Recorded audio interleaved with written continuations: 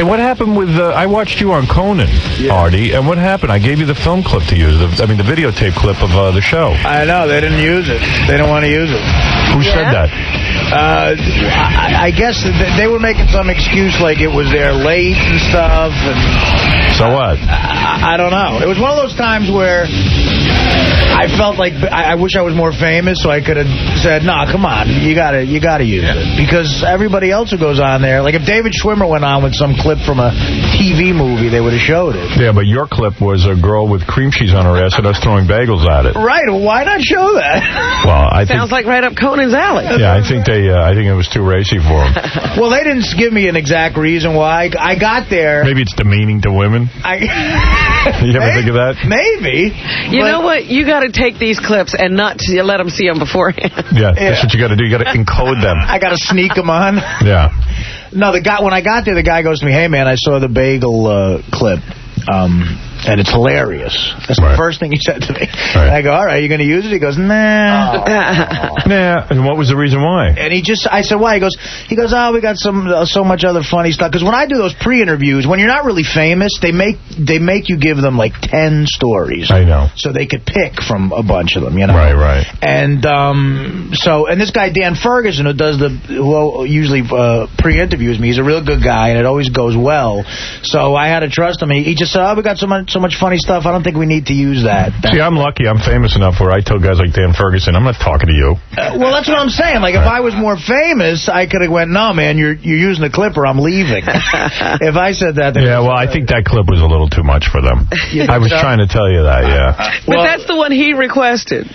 Artie. Yeah, I thought it would be funny because... Of course. Your average clip is just some boring clip. It's like from a boring sitcom or something. Right. It would have been cool to go, "Hey, man, I got a clip of the new show I'm on," which is hilarious. I mean, the place would have went... I said to him... I know. The place would have went crazy. Yeah. Well, what are you going to do? Yeah. Jeff, you're on the air. Yo, Artie, how much coke did you do before you went on Conan, bro? None. All right, good for you. Oh, you think he needs coke for Conan? Steve, go ahead. You're on the air. Yeah, I want to ask Artie how I felt the bomb on national TV on Conan. What are you talking about, man? You sucked. Bring back Jackie. Your last stories, you were waiting for the crowd. You had to goad them into clapping for you. You suck. Oh. Even Craig Gass is funnier than you, and he really sucked. I don't think you did a bad job. No, it went well, actually. Oh, come on, Howard. Quit kissing Artie's ass. I'm not kissing Artie's ass. I didn't think it was a horrible appearance. I didn't think it was his best. Howard, you're a genius. What do you got this bum on the show for? So you can notice his talent, maybe. I don't know. Makes me look good. Exactly. Hey, Artie, can I get an Xbox? Sure, he's going to give you an Xbox. Yeah, I'll give you one of mine. I got one. Although Artie does laugh at his own... He does the Jackie thing where he laughs at his own stories. Yeah. That's your signature, I guess. Well, Jackie started that. Jackie started Everybody's stealing Jackie's ass. Yeah. Artie, you do. After you tell the story, you go... Right.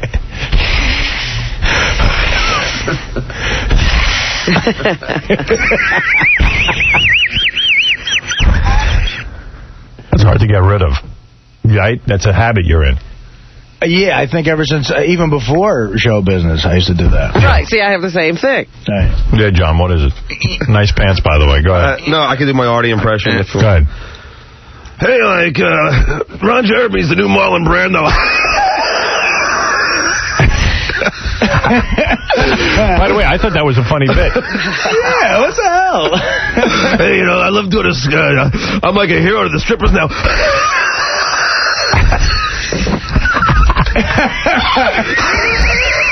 You get some of the jokes wrong.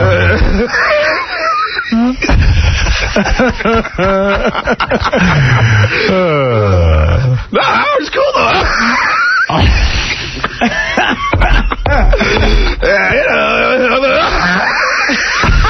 You don't even have to say anything. You know what, Norm.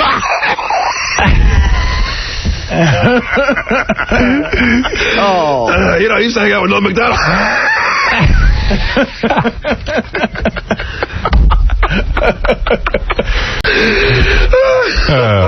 But Conan, Conan never asked anything good though. Yeah, John was blaming Conan for some of the duller moments because Conan just kind of lets you out there and waits for you to say something funny. He doesn't really join in on the conversation all that much. No, I find when I do it that he does help out a lot. I mean, way more than, like, I did Greg Kilborn once, and that was bad. Yeah, but, I mean, Dave Chappelle's there. Dave Chappelle had tried out for the Jackie seat, right? It's almost like he that's the other weird thing that's going on now. Said, like, hey... I don't think he tried out. And nobody tried out. That's the other weird thing that's going on. Like, Conan introduced you as the guy who replaced Jackie and this... I don't think he said Jackie's name. I'm feeling a lot of pressure because now they're calling you the permanent guy. I don't think he said Jackie's name in it. No, he didn't say Jackie's name, but he's like, now you're, on the Howard Stern show every day. And it's like, I don't know. Just say, shut up, Conan. What do you know? Just interview Artie. Just interview Artie. Don't define who he is. I didn't like it. I mean, I liked you on it. I didn't like... That. Here, wait, I'll play some of Artie on Conan. You got some? I got some. I got the appearance. I thought it was funny, the Marlon Brando stuff particularly. All right, everybody, we're back. You may know my next guest from Mad TV and the ABC sitcom Norm. He's now a regular every morning on the Howard Stern Show. Please welcome very funny guy, Artie Lange.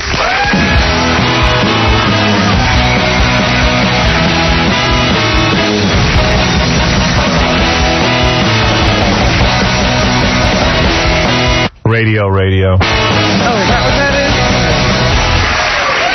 Because the band leader always has to have some sort of witty song. Right. It's got to mean something as the guest walks out. Radio. Because Artie's on the radio. Yes. See?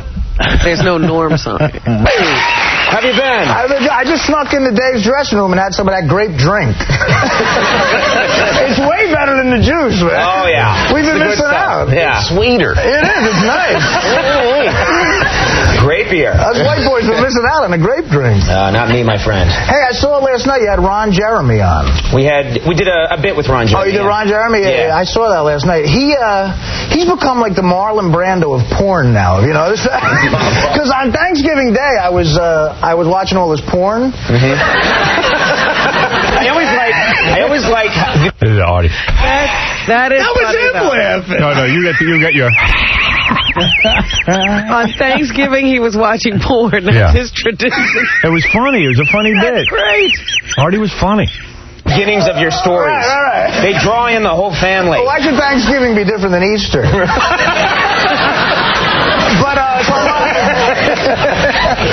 So I'm watching all this porn on Thanksgiving, and there's a porn comes up with Ron Jeremy, and he just makes cameos now. He doesn't even bang chicks. I mean, he just comes in. He doesn't actually do anything. He's this big, fat, disgusting slob, and he comes out in, like, a running suit. And there's just, like, and he does, like, there's four chicks around. He never has sex with them. He just does a cameo and says goodbye. And you wait. And, my family's having Thanksgiving dinner outside. I got my pants at my ankles. I'm ready to get going here. And,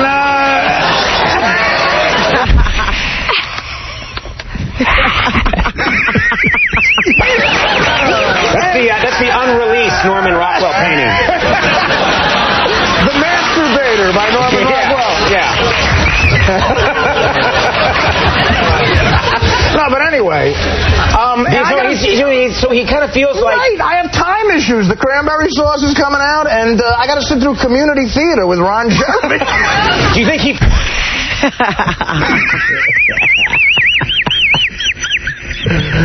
Well, he's above that now, that he's done it, and now he can just show up. Yeah, he's like Joe DiMaggio at Yankee Old Timers Day or something. That was a big one. That was a big one, yeah. Oh, you get more, as you get either more comfortable or less comfortable. That's so funny. You go more to that. Like Joe DiMaggio at Yankee Stadium.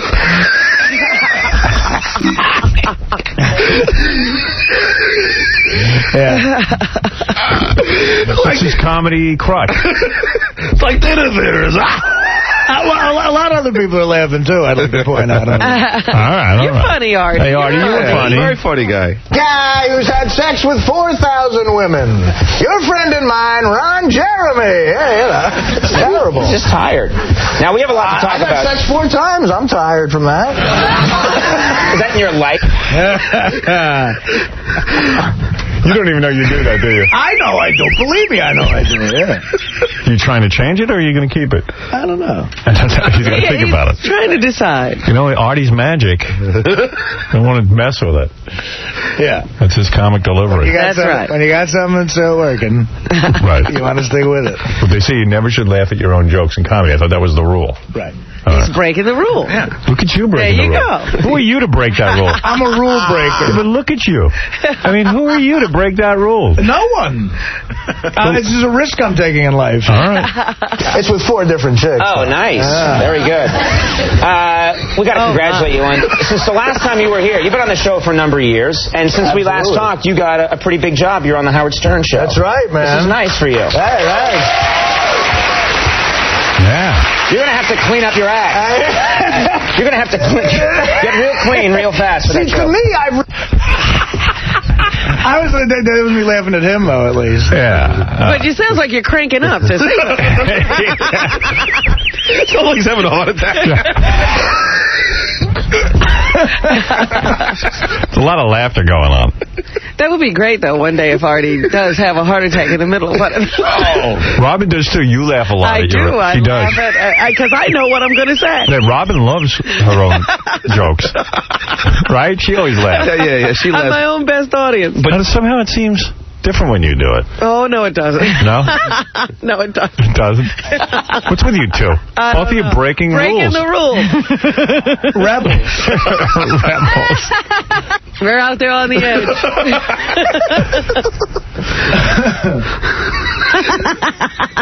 Artie does it after everything he says. Yeah. Sometimes it's not even funny and he laughs. I try to limit myself. Right. It's the pinnacle of show business. That's all I ever wanted to do was the Howard Stern show. But my agent wants me to keep getting more jobs in show business for some reason. And so he's worried about what I say on the show.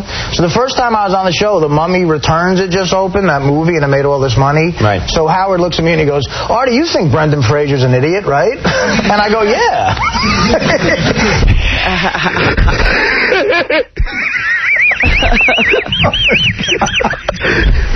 Poor Artie, now he goes on a show, he won't be able to laugh. Yeah, he won't be able to talk. Right. Because he'll be afraid of doing We'll that. totally mess him up. No, so my agent calls me up and goes, what the hell are you saying that for? I said, what are you talking about? He goes, well, you can kiss ever being in a Brendan Fraser movie goodbye. Well, I made a career decision where I'd rather be on a Howard Stern show than ever. This is where Artie just brags about having an agent. Yeah. You know, I am in show business. Yeah, you know, I have an agent, too.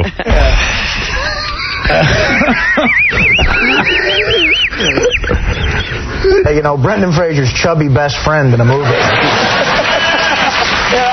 Hey, you were doing good, man. You know. No, you did good. I know I did good. Oh, bummed out. Now he's all drifty and misty. Because you pointed out his Achilles heel. Did you drink in the back before your performance? No, very professional. Did you watch it after you were, like, did you wait up at night to watch yourself? Be honest. You know what? I meant to. I fell asleep, but I taped. You taped it, then what did you get up the next morning and watch it? Yeah, I watched And it. at what point do your parents call you to tell you how you did? My mother always watches me whenever I'm on. She makes sure she stays up. So she, you know, she's always supportive. There was a period of time in my life where I did Letterman every couple of, like, months, like every 2 or 3 months. Right. And then, like, the next morning, my parents would call in with a report. You know, it was generally positive, but... The grade? Yeah, you know, oh, you were very good. Oh, you looked a little nervous. Oh, you know, and it used to really affect me. Well, with me, it's just my mom, because my father, you know, passed away a while ago. So my father would be into a lot of the more racy stuff I do. So my mother sometimes has to go, yeah, that was interesting what you were talking about. Yeah. She doesn't, you know, get specifically into They're just happier on TV. Yeah, the Thanksgiving masturbation story probably got your mom a little. No, but that's a good point. She's just more happy that I'm on television. By the way, nobody bought that Artie's masturbating during Thanksgiving dinner. Well, yeah, and also, why is he upset that Ron Jeremy isn't naked while he's masturbating? That's what I didn't get. He's upset that Ron Jeremy just even walks into the stupid film at all. Right, it just wastes time before you get to I couldn't get it over there. Do we have John's last appearance on Right thing. John's last appearance on Conan was basically playing tapes of our show. They did play. No, I didn't. No, my last. Oh, fine. Yeah, that was why it was your last. He used to go on and just play tapes of our show, and then finally I put a stop to that. And now he doesn't get booked anymore. Right. I was with John when he did the show that day, and we were out that night. We're in some bar in Manhattan, and John just, like, literally almost stands on the bar and makes the guy turn the TV on and tells everyone at the bar, look, I'm coming on. Here I am. No. Well, what would happen with Conan was he'd have John sitting on the couch and then play basically tapes of my show. So I finally said, wait a second. No wonder Conan loves his appearances. Yeah, I know, but I said, no wonder Conan loves these appearances. He's getting all this free material. Right. We do all the work, and Conan puts it on in a nice compilation. But did you hear what Gary said? He was at a bar, and he made the bar manager turn the channel to Conan. That sounds Watch yourself in the bar. He stood on a table. That was my first appearance, and I was very excited. He was proud. And by the way, they had my band on, and they didn't have, the whole band played on Conan. I know. Hey, Where's that band? But you know what, Howard? Did you see any of the Conan bits during the... No, I fast-forwarded to Artie. You didn't see the phone call bit? No. He just, like, what is it? He calls, it was not that brutal. Yeah. I mean, Conan has done some, funny bits in his day. I like the dog. When did he do those? The dog is okay. But these were... Then they had the satellite television. They would change a different channel. It was insufferable. Well, what's he going to do? First of all, you can't get any guests, right? I mean, Artie and... Who else was on? Dave Chappelle. Who are funny guys and everything, but, he's got to stretch out, And Dr. John. Oh, how'd you get him? What a lineup. And that's the Friday night lineup. No offense, Artie. That's Friday night. That's the big Friday night lineup. Dave Chappelle, Artie Lange, and Dr. John. And I think someone canceled out because in my TV guide it had somebody... Shannon Doherty. It was supposed to be Shannon Doherty and Richard Dreyfuss. Right. And they both bombed out. Do you think they knew you guys were on and they just put those names in the TV guide so people would tune in? Why would you pick those names, though? Shannon Doherty and Richard Dreyfuss. You could got better names than that. Oh, I like that lineup. Yeah. I'd watch that show. Yeah. Because you're not living through the whole movie. Right, exactly. If I was in The Mummy 3, I'd be like his chubby professor friend. Right. In the middle, gets killed by a giant scorpion or something. Wait a minute. Also, I question your agent. He probably encouraged you to take this Howard Stern show. Of course. He knows what that is, doesn't he? He thinks you're going to do that show but stay out of alienating anybody? Right. Well, if he says Brendan Fraser's an idiot, what am I going to do? Disagree with him? Yeah. You're not going to last long with Howard if you're saying things like, that doesn't sound fair, Howard.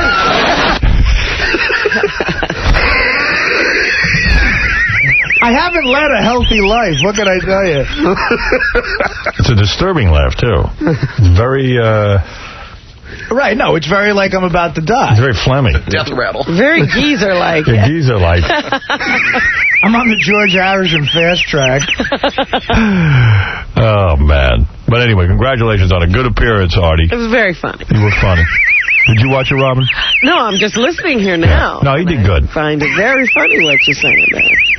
I think we should review all his work. Howard, are you crazy? The man's great. What was your first time working with Howard? First time I went in there, I went in with my friend Norm Macdonald, who Dave knows too. Yeah. Very funny man. Yeah. Norm said to me, "Look, you're a fan of Stern, right?" I go, "Yeah." He goes, "We did a movie together called Dirty Work, and thank you." We can put applause in later digitally. We'll give it a huge standing ovation. This guy's yelling, "Great movie!" Yeah.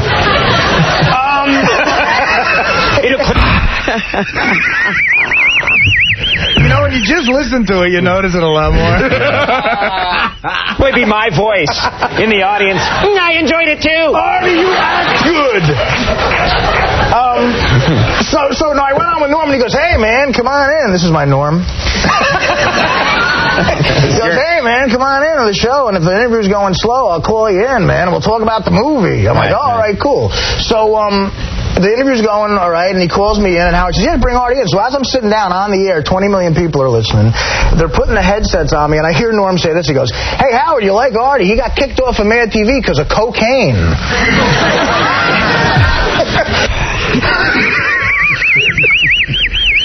Oh, God. Artie's got good stories. God. I disagree with that guy who said Artie bombed. He didn't. No, he didn't. He was funny.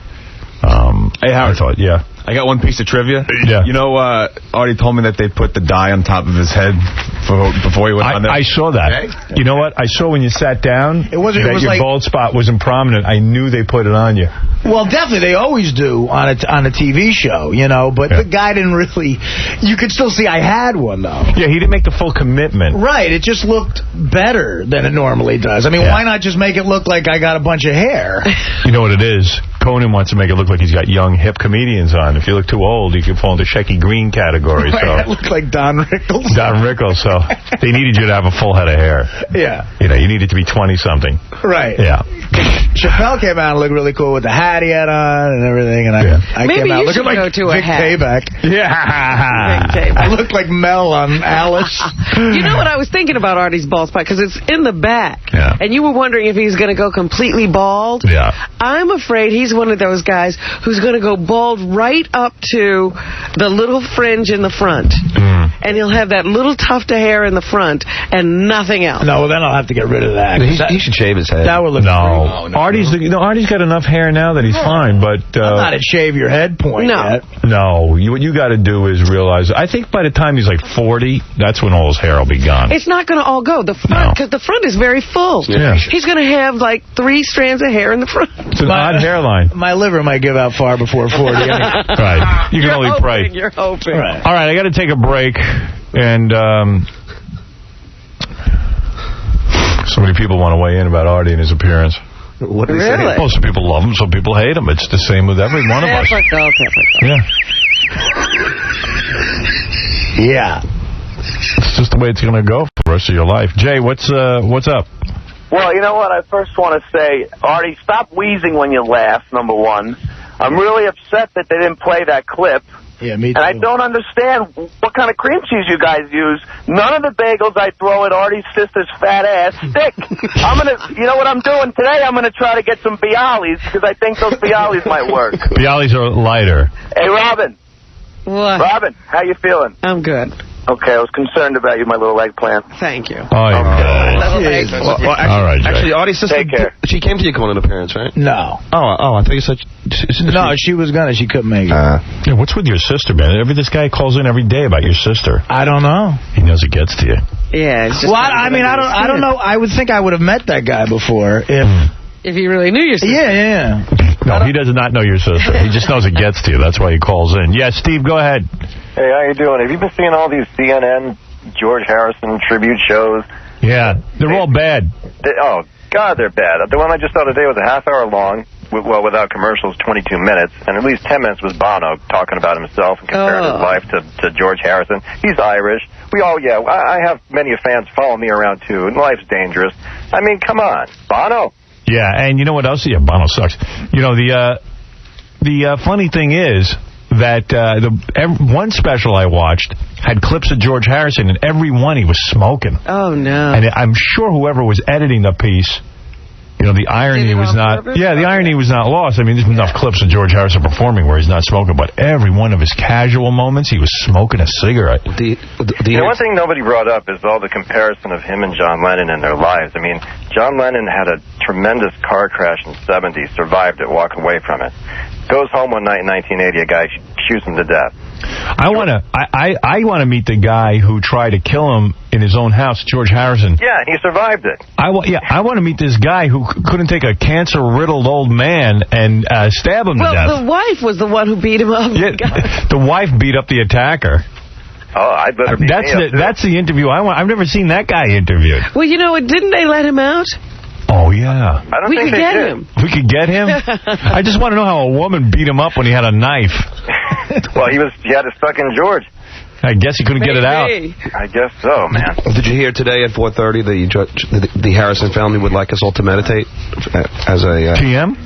Yeah. Well, I do TM, so I can do that. Yeah, you could do that. And also at 1:30, I think, today, all the radio stations are supposed to have a moment of silence. Because they did that for John, and now they're going to do that for George. I'm not going into that. Well, they're only doing it 1 minute for George. They did it for 10 minutes for John. Really? Well, that's because John got killed by an assassin. Now, George almost went down that way. Yeah, he could have gotten 10 minutes. He would have had 10 minutes had he died at the hands of his assassin. See, so he only gets a minute because he died of lung cancer. Causes. Yeah.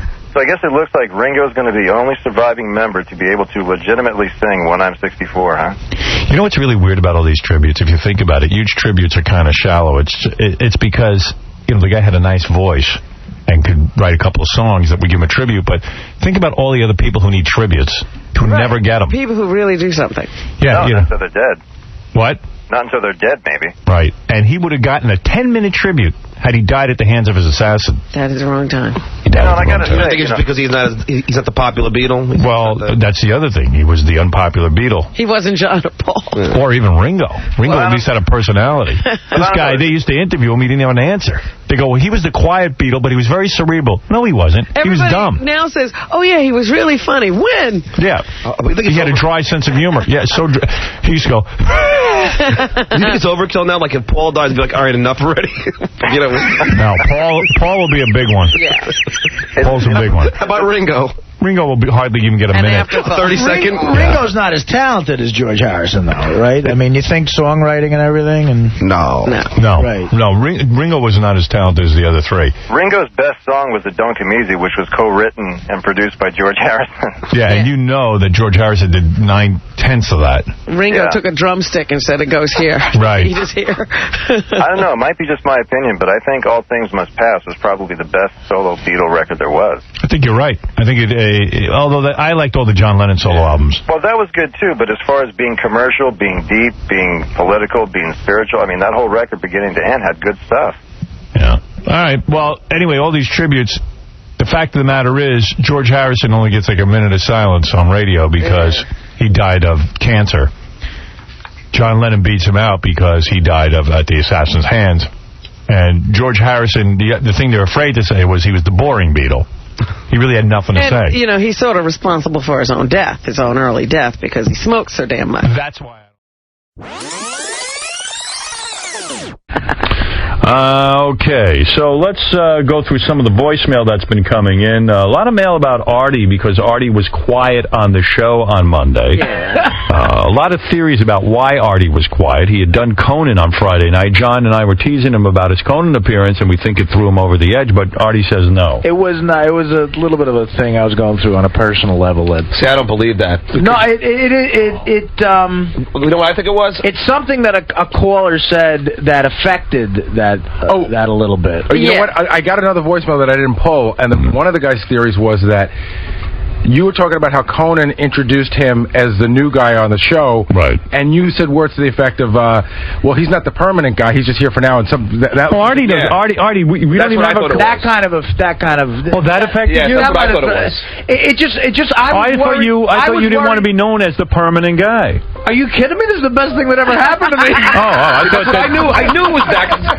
That's what John said to me in the car. We've also been theorizing about it. Oh, I'm sorry. I thought you didn't want to be known. I thought, you got your movies and all that other stuff. Oh, yeah, I got a lot of movies. Well, you know what I mean. No. I mean, I thought I got you mad by saying that.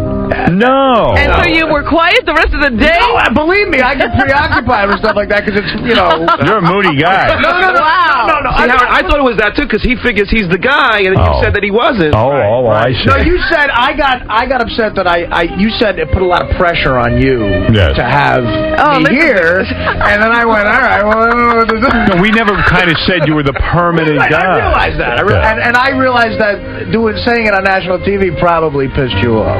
No, it didn't piss me off at all. I just thought that also you kind of wanted it to be like, hey, he's here. He's not like a Jackie replacement. No, we didn't want people to stop offering you work if that's what's going on. Yeah. And also that you have your TV shows and stuff, and commercials and things you need time to go shoot. So it's like not like you're stuck here. Yeah, no, I hear you. But believe me, that's not... Oh, poor Artie. This is you bummed him out. I bummed Artie. I've ever been in my life. Who wants to be locked into Artie? What if somebody better comes along? That's what I'm saying, too. Yeah, well, let's be honest. Quiet the rest but don't say that to him. You're going to kill him again. I'm kidding.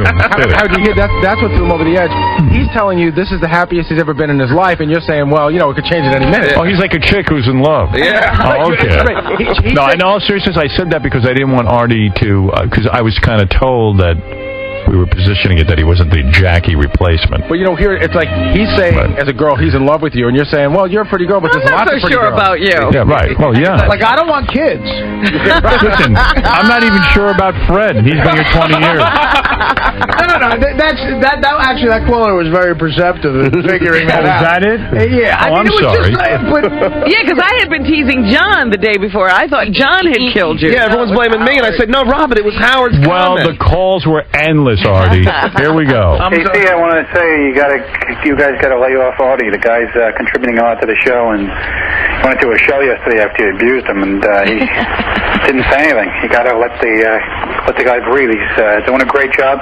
Artie, if you hear this, keep up the great work. Don't listen to the schmucks who are just trying to pull your chain. Keep up the good work. Hey, Artie, you fat bastard. You think you could ever come up with a joke or two? How much longer you think you're going to get away with just repeating everything Howard says in a funny voice? This is tired already. And that's another thing. Stop mentioning the network shows already. I was on a network show this. I was on a Norm show that. Who gives a f***? That show sucked. You probably have to suck his to get on it anyway. You fat ball-headed bastard. You basketball-headed bastard. That was my cousin. I think that would have bummed you out. No, I can deal with stuff. Dude, I love you, man. I've been hearing stuff like that my whole life. Are you crazy? I'm totally into you, honey. Hey, Gary. Listen, I'm playing back today's show, Monday's show, and, you know, Howard pays Artie, you know, some money to come in and, you know, replace Jackie or whatever the hell he wants to call it. And he pays him good money, and Artie's a damn fine comedian, and he whatever the hell he wants to call it, Monday's show. And, you know, Howard pays Artie, you know, some money to come in and, you know, replace Jackie or whatever the hell he wants to call it. And he pays him good money, and Artie's a damn fine comedian. And Howard lets that stupid, stuttering buffoon, let Stuttering John in there, Melendez in there, ragging on Artie, man. And Artie's a goddamn comedic genius compared to that dumb son of a bitch. And it just pisses me off because, once again, Howard's with people because his baby's got a new goddamn daddy. Right. How was that ending? Well, it means John doesn't like it when he loses his daddy to Artie. Yeah, a lot of people were like blaming me about it. I said, no, we've made fun of Artie's laugh before. No. I think John is actually funny when he does that. That's why I got kind of... I'm sorry. I was trying to be honor what you had told me. Oh, man, I'm really happy here. All right, good. All right. Well, we're happy having you. I love Artie. Right. Artie's a fun guy. You know, he's a great guy to hang out with. I talk about Artie all day. You know, John is looking for free lunch. John was like really freaked when Jackie left because Jackie was his buddy.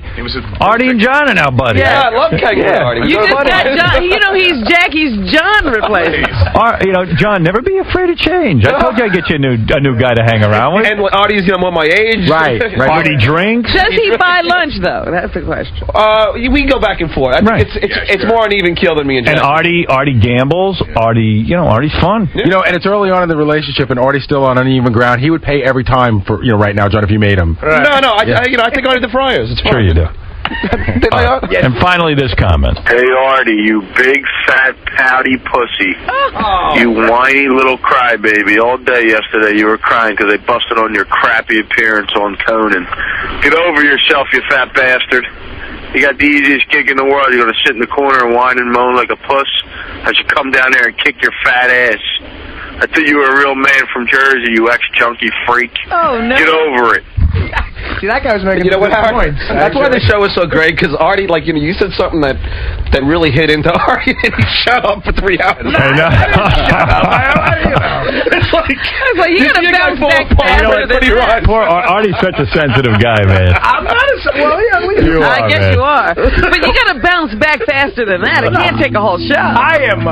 Don't listen to Robin. She walked off the show. It was at the end of the show. No, this show, we were talking about in commercial. This show is like psychotherapy, man. You gotta, you know. Yeah, the first hour wasn't easy for me. And listen to John. John stops talking to people for months at a time. Okay, here's Not on the air. Here's a guy, I guess, who I guess he hates you, Gary. It's not just Artie stuff. Ba-ba-ba-boo-wee, you big horse-tooth jackass. I can't believe you actually think that you're better looking than Stuttering John with that mouth that protrudes out of your head 16 inches. You fat, repulsive, with that retarded laugh, jackass. Jackass, jackass, jackass, jackass. It's not all negative about Gary. Gary got a nice call, too, yesterday. Yeah. And it's good to hear the nice ones. This guy offered Gary a job. Hi, Gary. My name is Dave Anderson, and I hear that you're, willing to do charities and, that such. I have a class.